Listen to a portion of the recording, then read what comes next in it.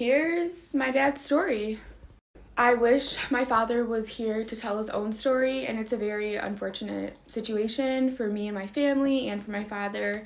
But I really do think I can help other people, and I know other people have gone through similar things that I'm going through because I do go to a grief group specifically for people who have lost someone to an overdose.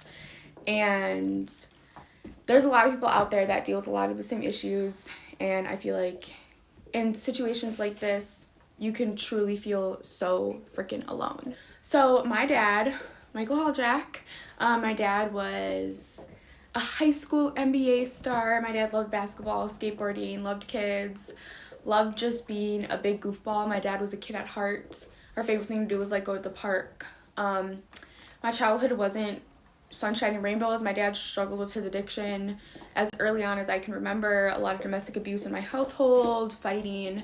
My parents eventually got divorced, and like for a while I didn't speak with my dad. My dad continued to struggle with his addiction. My dad passed away from an overdose also, if you are unaware of that, and I am unfortunately the one who found him when I got home from work, and I saved my dad twice from an overdose, 2 times prior to my dad actually passing away. So I myself hold a lot of guilt and self-blame and just a lot of trauma and issues with that whole situation, obviously. But my dad fought really hard. My dad was clean for 2 years. My dad went to treatments out of state, in state. My dad had a lot of inner demons. My dad was bipolar, struggled with depression. My dad was also adopted. And for the last 5 years, I lived with my dad because I had to leave where I was living prior because I was in a very abusive relationship. I was with a bad group of people. I am trying to come to terms with not self-blaming and not doing all this like self-sabotage to myself, because I can't do anything to get my dad back, and I did everything I could a million times. So I'm trying. It's a lot to process and a lot to work through. And a lot of people struggle with this, and it's nothing you have done, it's nothing you could have done to make them not have this addiction. It really is a chemical imbalance. It really is a disease. After a while, the body is so fully physically, mentally dependent on it. It's not even a want, it's a need to literally survive. And mental health plays a big part in, addiction and stuff.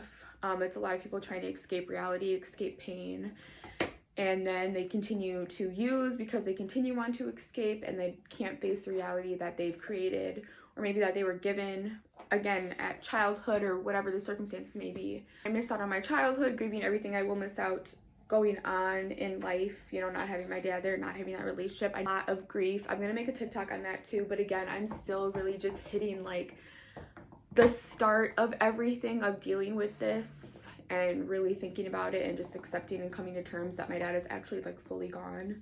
But I just want others to know, like, again, you're not alone. I'm here for you, and it's a really shitty fucking thing, and there's truly nothing you can do if someone else is struggling with the addiction. Protect yourself, set boundaries, but I know it's hard.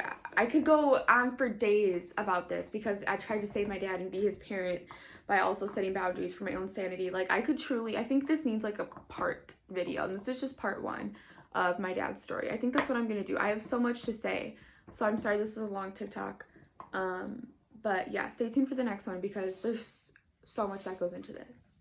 So thank you for listening.